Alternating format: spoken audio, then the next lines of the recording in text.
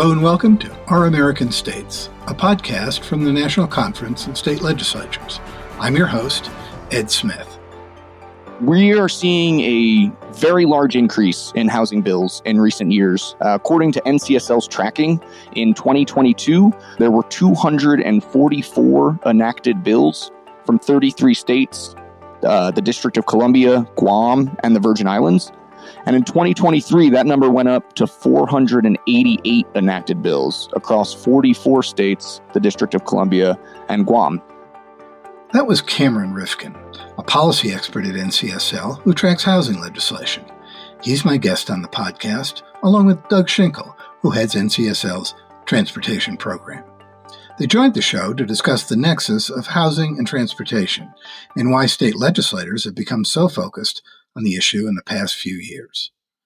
Housing historically has been a local issue that was handled by cities and counties.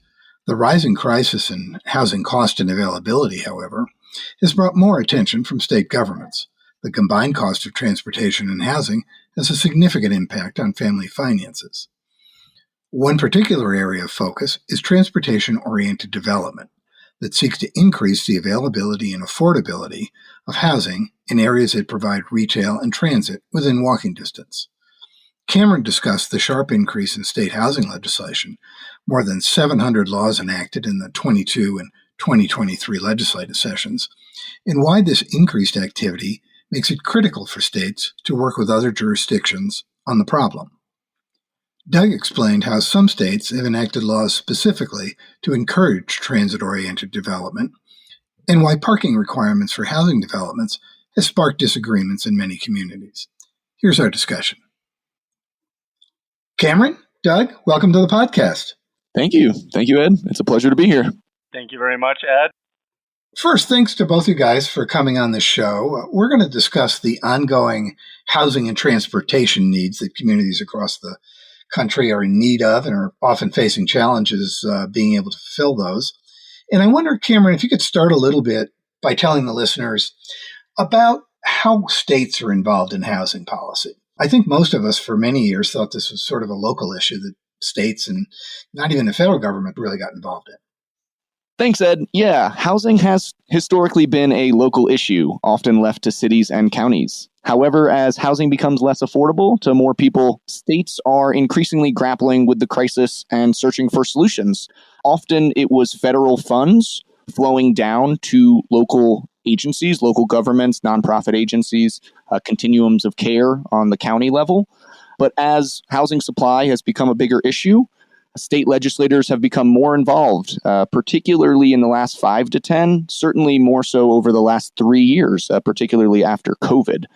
So at the core, housing is just a basic need and an economic issue for everyone, and states are realizing the need for more support and more funding and just bigger mechanisms to address needs across states rather than tailoring it specifically for local and county governments. Well, that's a good framing of the basic situation. Thanks for that. But where are states now with housing policy then? I've read some about land policy efforts in different states, including here in Colorado. I wonder what kind of legislative trends you're seeing. We are seeing a very large increase in housing bills in recent years. According to NCSL's tracking, in 2022, there were 244 enacted bills from 33 states, the District of Columbia, Guam, and the Virgin Islands. And in 2023, that number went up to 488 enacted bills across 44 states, the District of Columbia, and Guam.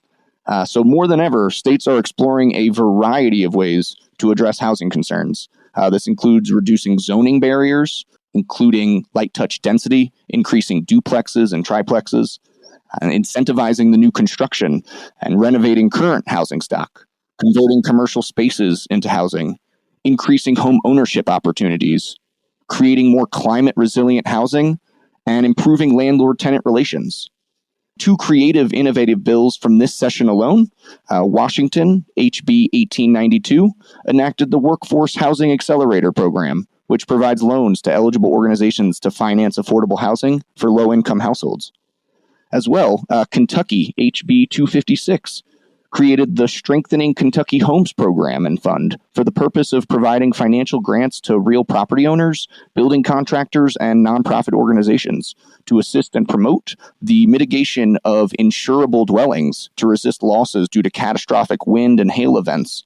So we're seeing quite a mix from red states, blue states, purple states, across the political spectrum. Housing is becoming more of an issue at the state policy level. Doug, you and I have had a lot of conversations over quite a number of years about transportation and housing. I've learned a lot from you and those conversations, and I wonder maybe you could tell the listeners a little bit about that. And specifically, what is the connection between transportation and housing costs for people? Housing and transportation are certainly interrelated. When you think about the decisions a household makes in terms of where they're going to live, oftentimes they're thinking about only the housing cost, the rent or their mortgage payment or what have you involved. But households are maybe paying less attention to the associated transportation costs that are associated with the different decisions they make. Now, housing costs can be offset to a certain degree by reducing commuting costs if a person is able to spend less or nothing on a car and its associated costs such as insurance, gas, maintenance, etc. There's an interesting organization based out of Chicago called the Center for Neighborhood Technology, and they have this combined metric that they've been using for at least 20 years called the H plus T affordability index, the housing plus transportation affordability index. Rather than using the traditional affordability benchmark, which is no more than 30% of household income is supposed to be devoted to housing, the H plus T benchmark is that no more than 45% is devoted to housing plus transportation costs. And when you look at it through that lens, that can sometimes change the decisions that make sense for a household, but also the types of housing and transportation options that a state or a local community might want to incentivize. Basically, it boils down to this. People who live in compact, mixed-use neighborhoods with convenient access to jobs, services, transit, amenities, bars, restaurants, etc., healthcare, tend to have lower transportation costs. People who live in less dense areas that require automobiles for most trips are more likely to have higher transportation costs. And that's really where that big interrelation comes in. Yeah, I think it's such an interesting topic growing up, watching the explosion of the suburbs in this country. The way that people would trade off square footage basically for distance in their commute, both on the East Coast where I grew up and in California, I think is very interesting. And this sounds like policymakers are finally getting around to looking at that and thinking if maybe there can be some options for people. Now, let me ask you, what sort of trends are you seeing in state transportation legislation and specifically how it intersects with housing? Yeah, great question. I think a key thing that you pointed to there, Ed, is the idea of options or choice. And I'll get into that a little bit. It's not suggesting that everyone's going to live in kind of more denser housing, but that's an option for some people, and that some people actually want to choose that, and that we may be underbuilding that in the United States. Specifically, what we're seeing in legislatures is a lot of a renewed interest in transit-oriented development, or TOD, as I'll call it for short. TOD is not a new concept. In fact, as you said, Ed, really many of our larger cities and our older kind of communities were built as transit-oriented communities with high-frequency streetcar lines and things like that. But over time, that has kind of atrophied in some areas. But what we've seen, especially in the last 20 years, is kind of a renaissance of more transit lines being built and what have you. And with that, states and local communities and metro regions are all looking to see how they can kind of capitalize on these transit lines, make sure these transit lines have ridership, and making sure that there's just some easily available housing next to these transit stops. So TOD is defined as housing and commercial development built within typically a half mile of a transit stop, typically rail transit, but can also be applied to a high frequency bus line as well.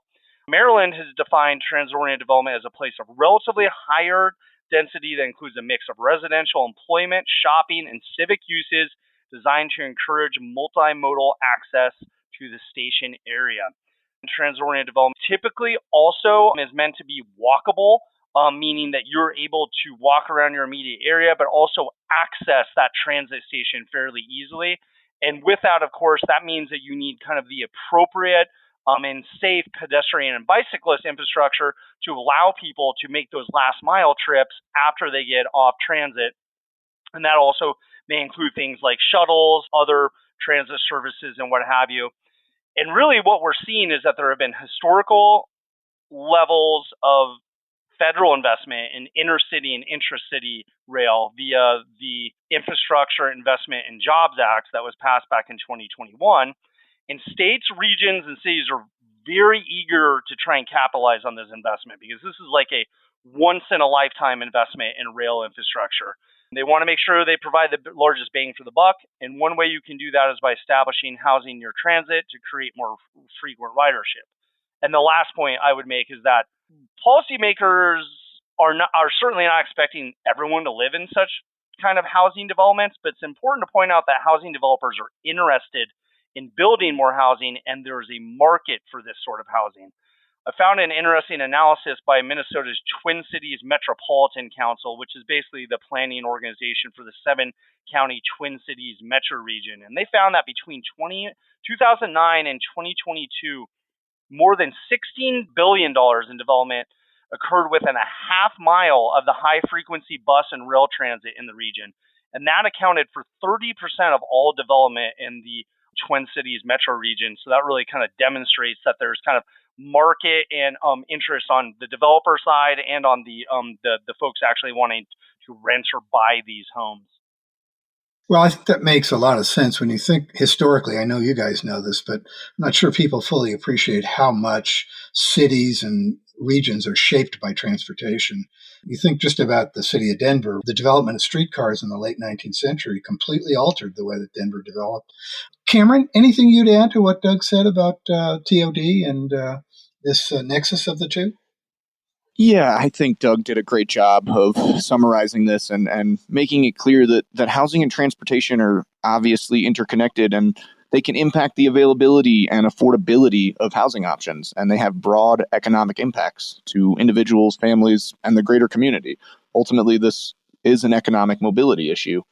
Affordable, accessible housing and transportation improve access to employment, improve access to food, healthcare, all these necessary resources. A few things to just kind of add to what Doug said. He mentioned, the attractability of transit-oriented development. A few studies have shown that these types of housing options, which you probably heard me mention earlier, light touch density, tends to refer to duplexes, triplexes, cottage courts. So not huge buildings, not huge apartment complexes. Denser, certainly multifamily properties, but townhomes and accessory dwelling units.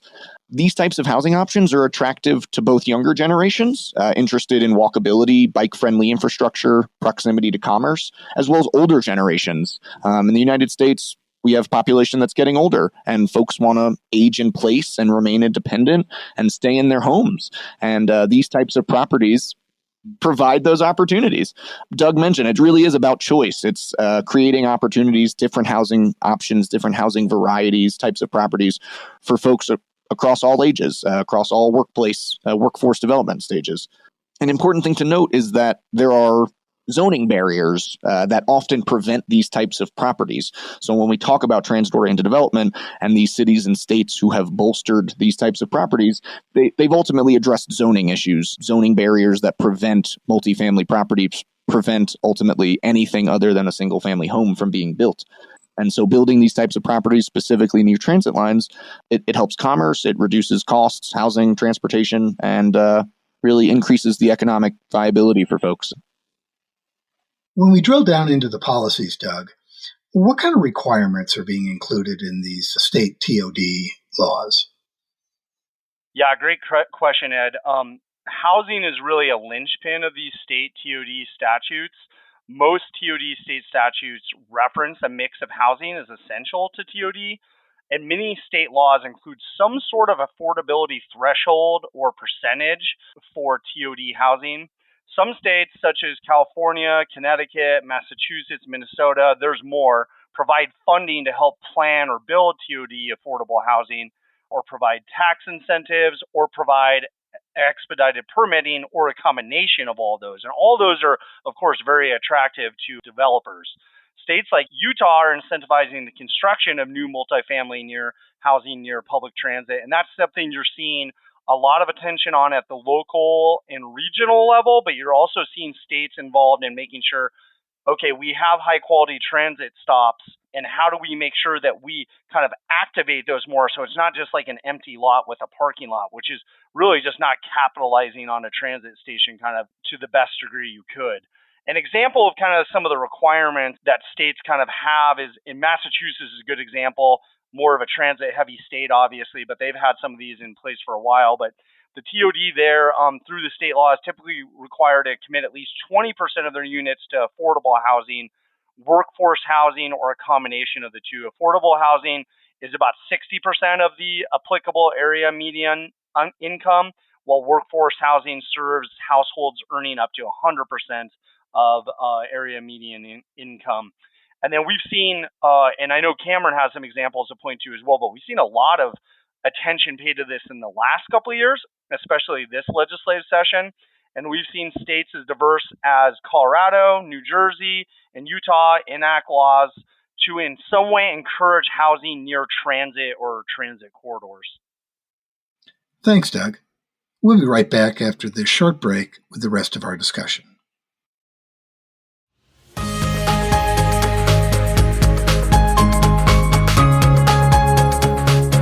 It's the most exciting 3 days in politics and public policy. If you're one of the nation's 7,386 state legislators, then you need to plan on meeting with your colleagues at the National Conference of State Legislatures 2024 Legislative Summit. It takes place August 5th through the 7th. Set against the backdrop of Louisville's rich equestrian heritage, the summit is the nation's largest bipartisan gathering of state legislators. And you won't find a better menu of sessions on the topics you care about the most.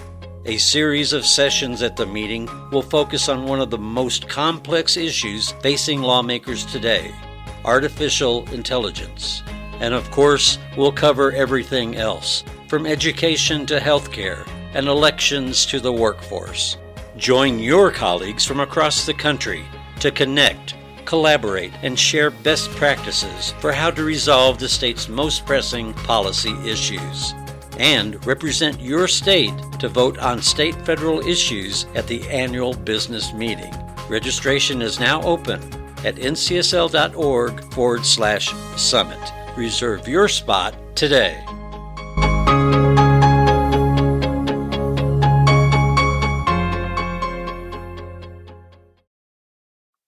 So it sounds, from what you're describing, that it's really important for state and local governments to work together on this. And I'd like to hear from both of you on this. Is that what's playing out in the states? Is that what you guys are seeing?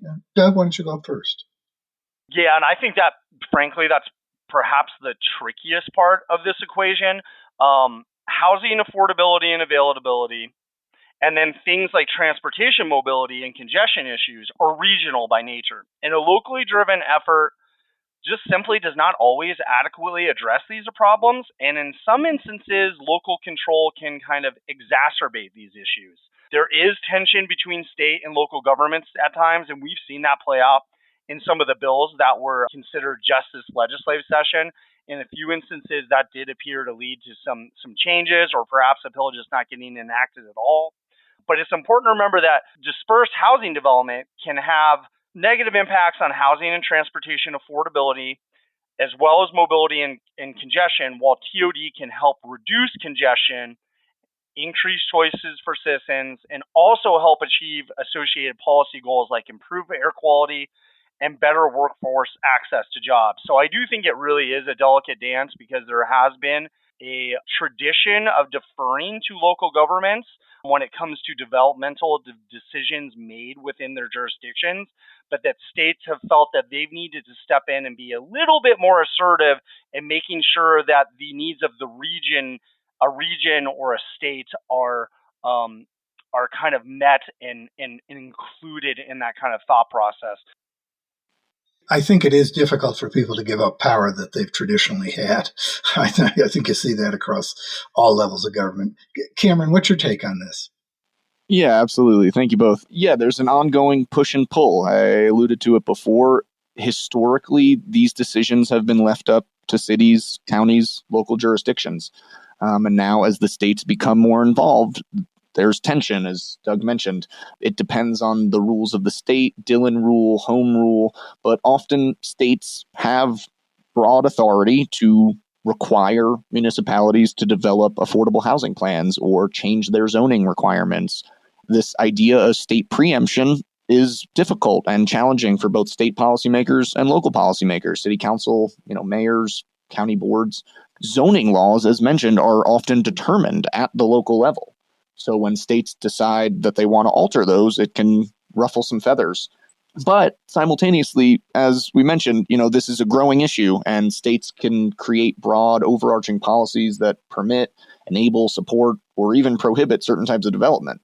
They weigh the balance between a carrot and a stick method, if you will, incentivizing versus sort of requiring. Mandates are one strategy versus, incentives for building affordable housing.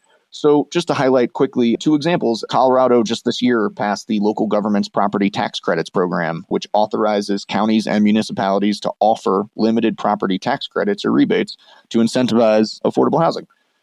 Massachusetts also provides bonds to provide for housing, community development, and economic opportunities that support local governments and increase innovation and job creation. So it's states working, collaborating with local governments. As Doug mentioned, a delicate dance, but a very vital and necessary one to address these very big issues. So it seems what we've been talking about so far is kind of urban, city-oriented.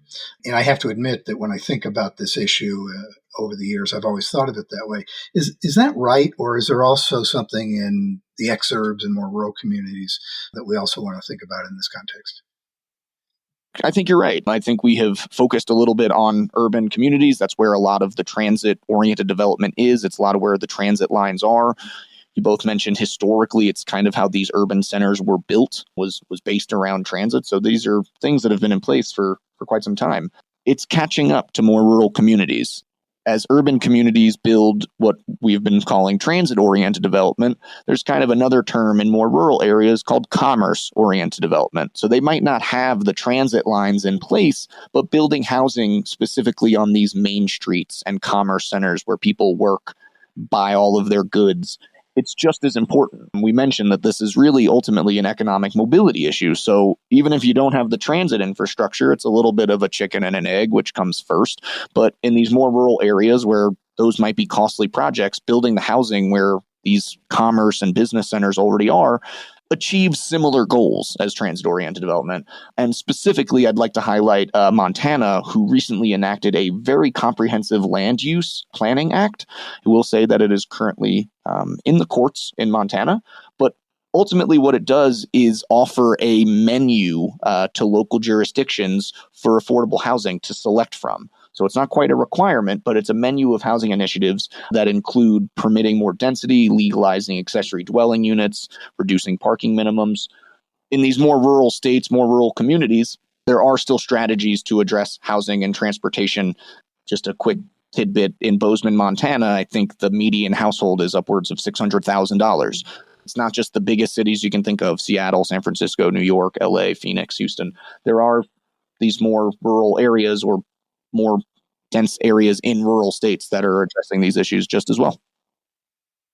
Now, we talked a little bit about zoning earlier in our conversation, and I've read, a lot of stories about this issue around the country, and I can't tell you how many times parking comes up.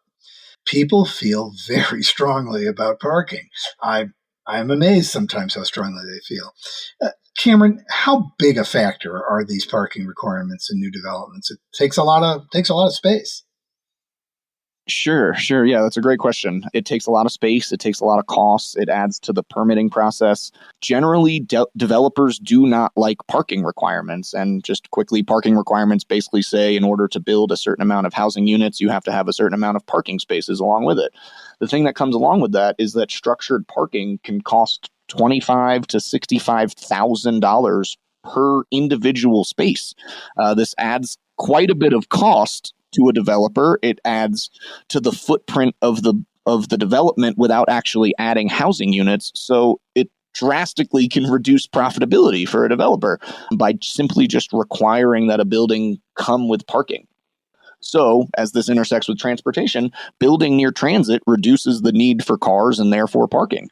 It's a symbiotic relationship. Leaning into transit-oriented development can help increase biking, walkability, and reduce kind of this car-centric developments that we see sprouting up. Specifically, again, to just highlight a few, Florida recently introduced legislation. It's currently pending, but it would require counties to reduce parking requirements for all proposed affordable housing developments within a half a mile of a transportation hub, that distance that Doug mentioned earlier.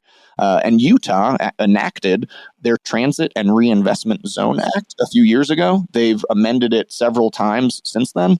And just as recent as last year, they updated it to improve parking efficiencies, increase walkability, and reduce what they call enhanced development costs, such as structured parking, which again can add thousands and thousands of dollars and really dissuade developers from building affordable housing.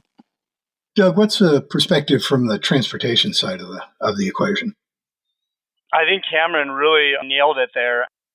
Developers don't want parking minimums. That's very demonstrated from their remarks over the years. It's just simply expensive. And of course, there's situations where parking, of course, is necessary and certain amounts are necessary, but there are also types of developments where you may be able to get by with a significantly fewer number of parking spots, which essentially transfers to more units of housing that you can build, which is good for the developers. It's also good for people looking for housing.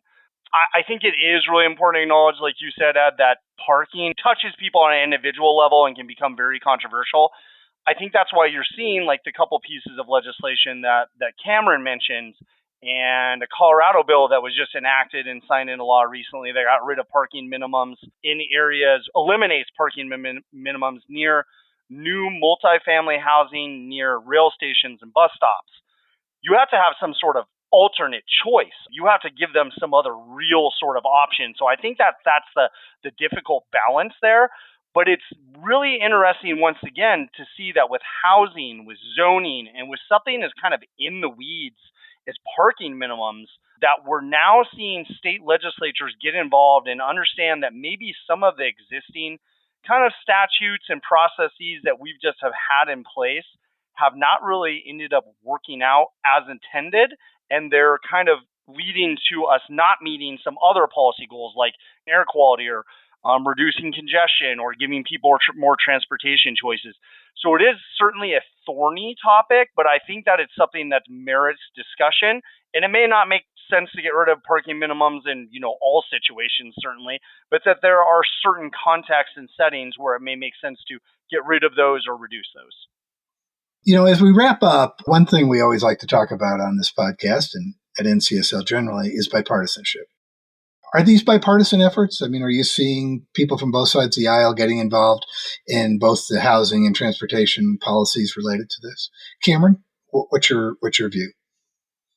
Yeah, absolutely. It is absolutely a bipartisan issue. It is attracting legislators from across the political spectrum, red states, blue states, purple states. It's folks working together within their state legislators. It's very blue states passing housing. It's very red states. I mentioned Montana. Kansas recently passed the Rural Opportunity Zone Loan Repayment Program, which provides tax credits for qualified housing projects and establishes an older structures tax credit. So we're really seeing that this is an issue in every state. Every state has a shortage of housing, unfortunately, in the United States. There's no state that is fully adequately addressing their housing needs. So big states, metropolitan areas, rural areas are all addressing housing. And there really is a reason to be optimistic for housing policy going forward. It tends to be a less polarizing issue, and everyone kind of sees it on a day-to-day basis. They see housing costs go up. They see neighbors and friends unable to secure housing. So it really is an issue, particularly in the last several years, attracting the attention of state policymakers, local policymakers, federal policymakers, but particularly states.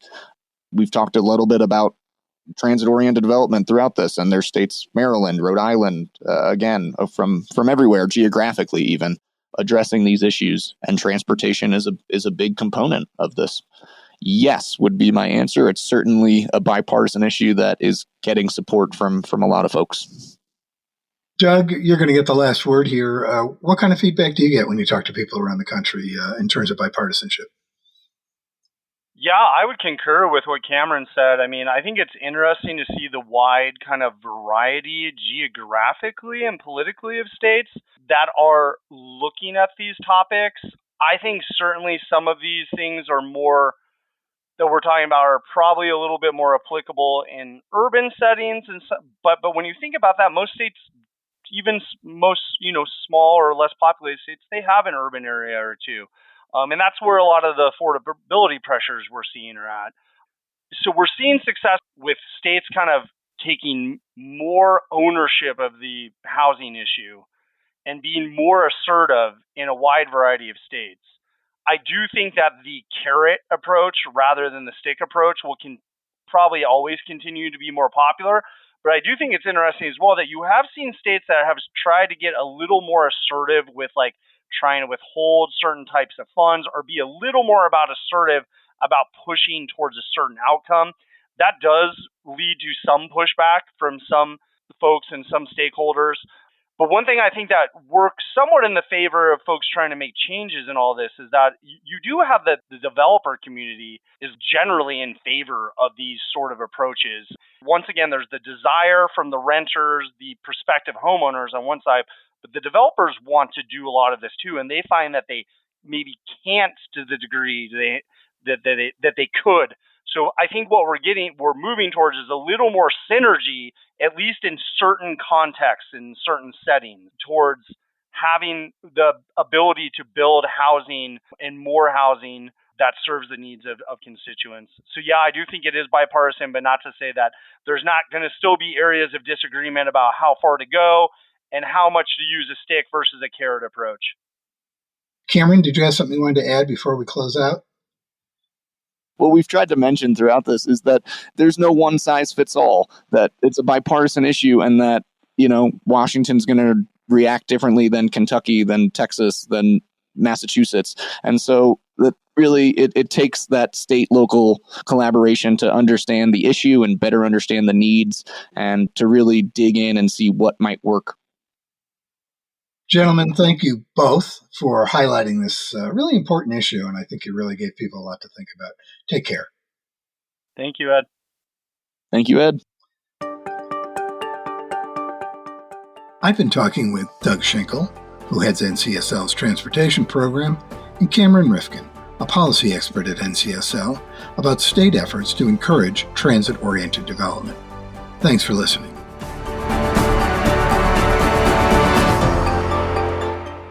You can check out all the podcasts from the National Conference of State Legislatures by searching for NCSL Podcasts wherever you get your podcasts. This podcast, Our American States, dives into some of the most challenging public policy issues facing legislators. On Across the Aisle, host Kelly Griffin tells stories of bipartisanship. Also check out our special series, Building Democracy, on the history of legislatures.